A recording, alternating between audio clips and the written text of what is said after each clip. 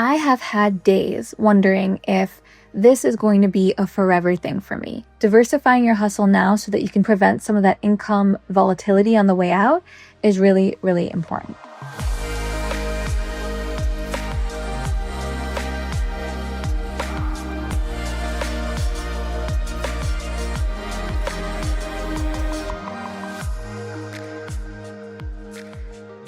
Welcome back to On the Horizon. This is MelRose Michaels. I am your host, and I'm here to share what's worked for me in building my adult creator business to try to make building yours just a little bit easier. Let's get into today's episode. Do you ever wonder what happens when the camera's off for good? Maybe you are killing it on OnlyFans right now, but what about in 5 or 10 years down the road? Today's episode is going to be about future-proofing your career as an adult creator, because you do deserve a plan that's just as badass as your current hustle. Now, there are platforms that can crash. They could ban adult content, laws could shift, or just burnout can hit. There's always reputational risks to the work that we do, and sometimes past work in the adult industry can haunt new endeavors.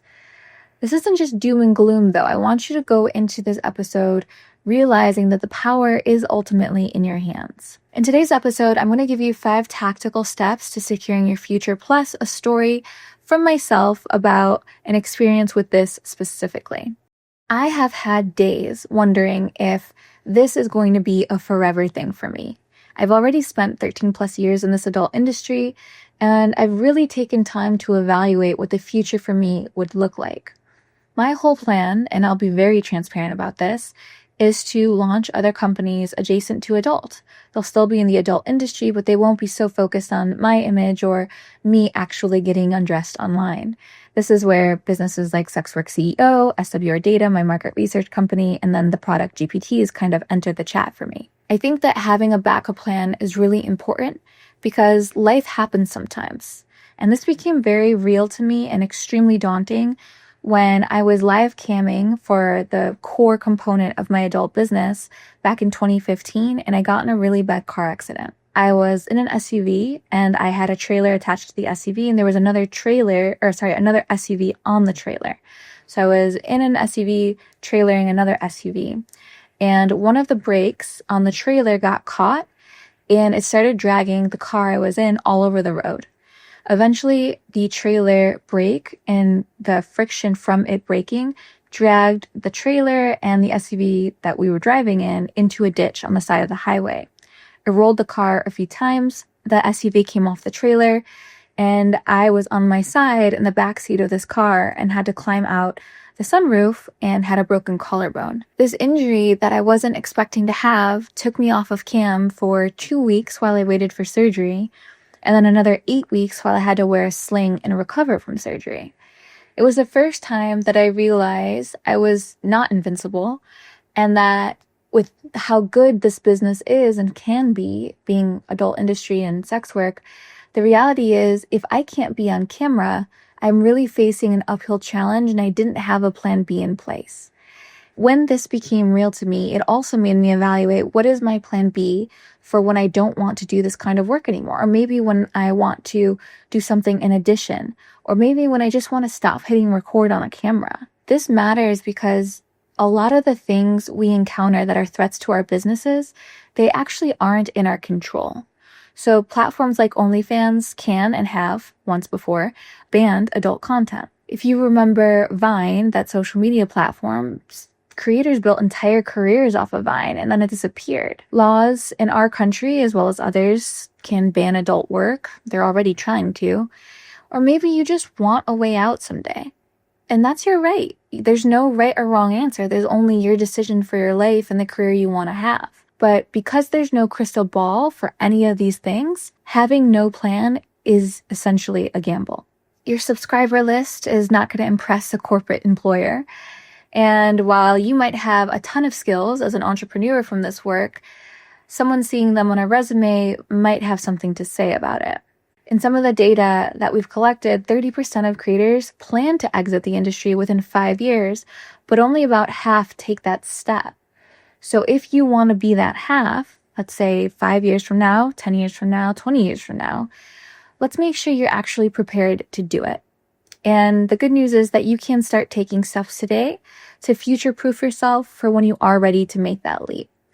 So the first step I want to give you is to build a cash cushion now. You should be saving at least 20% of every payout you get for taxes, point blank, period.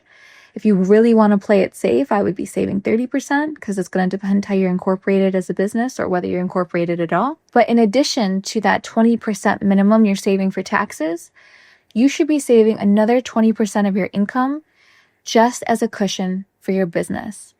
This is going to be what you do until you get up to a point where you have 6 months of your living expenses, including all your bills, everything, and you're going to have that set aside in case of emergency. So you should have enough in savings at any given time. This is your savings. This is aside from your tax savings. You should have enough to live off of at your full expenses, what you spend on coffee, what you spend at the mall shopping, plus your bills, all of it, for 6 months. That 6 months is the cushion for anything that happens in the near term, in the immediate. So what that looks like is if you get into a car accident and have to have surgery, you have 6 months of expenses to live on without ever having to make another dollar. If something happens with policy in your state or country and adult work, is now illegal, or maybe a huge drop off in traffic because of age verification laws, which is what we're seeing actually take place right now, you have 6 months worth of money to live off of in that savings account. So step 1, you're going to save 20% for taxes. Step 2, you're going to save 20% until you can aggregate or accumulate 6 months worth of living expenses into a savings account. Now, if you want to take the pro tip approach to that, once you get that 6 months of expenses in a savings account, make sure it's in a high yield savings account. This is important because it's going to provide you a buffer for black swan events. Black swan events are things that you can never predict coming. You can never see them. You have no way of being able to anticipate that something like that would happen. That is a black swan event. That's me getting in the car accident. That's these age verification laws we're up against. You need to prepare for the black swan events because you will never be able to prepare for them because they are things that you are unprepared for by definition. So you need to have this savings account set aside. This is going to be your buffer. Now, you can open your account at your local bank. You can open an account online. There are 1,000 different ways to approach this, but the core takeaway is that you need to start doing it today so you will have this set aside for yourself. If you're enjoying this podcast episode so far, please take one moment to share it with another one of your adult content creator friends, because you know what the rule is here. We do not gatekeep, and we want to make as many adult creators' businesses as easy as possible. And you sharing this episode with them might do exactly that. Thanks so much in advance. Step 2 is going to be to upskill on the side. So this thing that we commonly refer to as upskilling is learning new skills that you can use in the future. These skills are often transferable. They apply across many different verticals, many different industries, and you probably already have a lot of things other people would have to upskill for. So you probably can already video edit. So you got a skill there. You're probably really good at social media marketing. That's a skill there. Maybe you don't know how to code, and maybe you would want to upskill or learn coding so you can build websites, because that's something that you can do beyond the adult industry. Maybe you want to take a $10 Udemy course or masterclass course and learn graphic design. That's something you can upskill at. These are skills that are aligned with your current base set of skills as an adult creator that you can upskill and take across industries or verticals. You're going to want to do this because this is what opens doors beyond your current adult work. This is what gives you a lot of value upon re-entering the mainstream workforce. Some variations of how to execute this is by searching for the skills you want and taking courses online for them. I really am a huge advocate for online courses because I think they're very affordable. I think the institution of university and college is, one, extremely expensive and also not as effective. So I prefer online courses on very targeted, specialized things. And then you just upskill. You start stacking these new skills, and then you can go almost anywhere with the skill sets you have in your back pocket. Now, step 3 is to kind of rebrand your story. Perception is reality. I cannot stress this enough. So you can change the way people look at you by changing your narrative yourself, by rebranding your story. So you can craft a public bio that is very vague but professional. Content creator turned entrepreneur. That is absolutely true to the nature of the work you have done and will do. You can do anything with that. It's vague enough, but it's accurate, and it'll take you into this next stage of your career. It dodges reputational baggage, but it still tells people the value that you can bring into a space, the skill sets you have. So you can update all your profiles, you can pivot your social profiles, you can start your LinkedIn or transform your LinkedIn, self-employed social media specialist, self-employed digital media specialist, things like that. You don't have to go into details about the work you used to do, but you also don't have to be ashamed of it. You can own these things as you go into your next phases. And I really encourage you to do so, because the more you own it, the less people can try to use it against you. And also, you don't want to work with someone that doesn't align with your values and beliefs and probably feel at least okay or neutral about your past work history. I think this is very important, because if you're going to spend the rest of your life working a career in some other thing, you shouldn't have to feel haunted or ashamed of what you used to do. So also making sure that you're aligned with your future steps in your next career is super important. Now, step 4 is going to be to diversify. You're going to want to launch your side gig sooner than later, whether that is graphic design, whether that's building websites for other creators, whether that's starting a blog. Maybe it's using some of these skills that you already have, video editing, for example. And what this is going to do is it's going to soften your exit and boost income stability. So if you've got like a side gig of video editing, even for adult creators, while you are still an adult creator, this means you have a new revenue stream where you can start to build on your new revenue stream, your video editing company, while you start to relax on creating content as an adult creator yourself. So you can kind of like tilt the seesaw into the next phase of your career slowly and have that graduality in this evolution of your business without having a huge income instability at the same time. A lot of what you'll see often is that adult creators who are trying to leave the industry or kind of slowly step away will become personal assistants to other adult creators. That's a great exit strategy and pathway as well, because you already have a lot of the skill sets creators need, but maybe you just don't want to be in front of the camera. So diversifying your hustle now so that you can take this gradual step and prevent some of that income volatility on the way out is really, really important. Step 5 for me is to network outside your niche. You probably realize that I am going to all of these conferences and all of these executive industry expos, test conference, AW summit, things like that, because I want to network with other entrepreneurs and business people that are completely outside of the industry I'm in, because I want to form relationships. I want to have other business connections. I want to have other conversations. I want exposure to new ideas and new things. And this is a way to just start building all of these bridges in all of these new fields for whatever your career is going to evolve into. So I think that that's really huge and fundamental as well. And you don't have to do it at business expos or conferences. You can just network outside of this community. You can join other groups, other communities, other LinkedIn profiles, and like make connections, reach out to people. You can do this all online if going to expos and conferences isn't something that's currently available to you either. So these steps, these aren't wishes. Like, these are things you can tactically do. They're moves that you can actually make.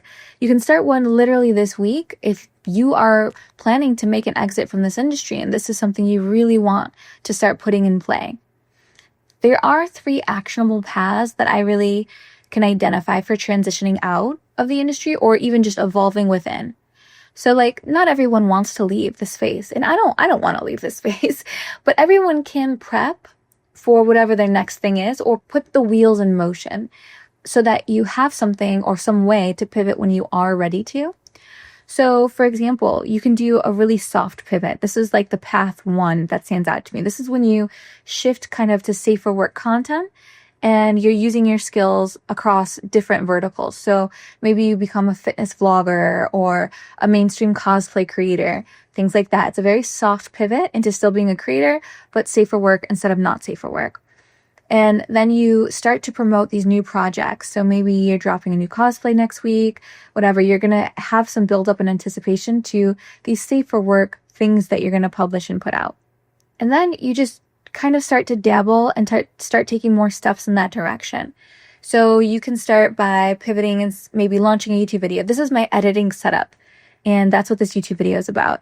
It's kind of a way to test the waters on maybe an educational pivot for your career or something like that.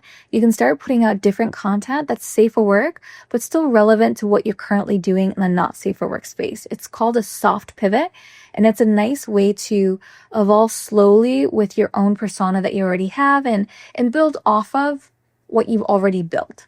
Now, path 2 is just a full career switch. So this is leaping into a new field with some of those upskills that you likely already have as a creator, whether that's photography, graphic design, video editing, or going out and upskilling on something else. So you can apply to just entry-level gigs that require these skill sets. You can list yourself on your CV or your resume as self-employed previously and list your skill set as your experience. I'm a video editor, graphic design, I can build websites, whatever it might be. And then just tweak your resume to reflect that. And you can say things that are more along the lines of like manage 10K revenue streams, which sounds very legit, probably accurate depending on the size creator you are, but you don't need to tag it or weigh it down with adult or not safe for work or porn or any of these kind of phrases. You can just say, I manage 10K a month portfolios because that's accurate. And it's very mainstream palatable. And it's probably not going to raise a lot of questions. Now, path 3, this is the industry evolution. So this is where you stay in the adult industry, but you level up. Maybe you take the educational path like I did with SWCEO and you mentor people or you provide education to the space. Maybe you launch a production hub and you edit videos and photos for adult creators because you're very comfortable with nudity and the explicitness of it all. Maybe you go and work with Free Speech Coalition volunteering or trying to sit on the board and advocate for creators in policy or legislation. You can evolve your not safe for work in the adult industry into doing a safe for work industry adjacent thing. And I think like what I've done is pretty fair examples of that, like launching SWCEO, launching GPTs, the AI product for adult creators. So like this is path 3. It's the adult industry kind of evolution. So you can pick your path or you can mix them. But the point is that you do have the options and the capability, and you can start now if exiting or evolving is something you're looking forward to doing. I've already kind of spoken about my own personal transition story. Like I came into the industry as a live camera. I did that primarily for 8 years. I did phone sex operations, sexting, and things like that. I got into premium Snapchat space. Then I got into fan site space. I've always dabbled in clip stores. And now that I have all of this experience in adult on how to navigate all these different, kinds of business models in adult and verticals in adult and niches, I've taken that experience and I've built these other businesses on top of it. And that is kind of the evolutionary path that we spoke about.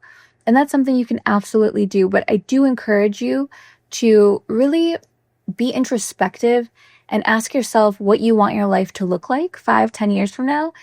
And if the things you want to pivot into, whether in this industry or another one, how they're going to align with that, and then reverse engineer it so you can either soft pivot, career switch, or upskill and evolve to get yourself there.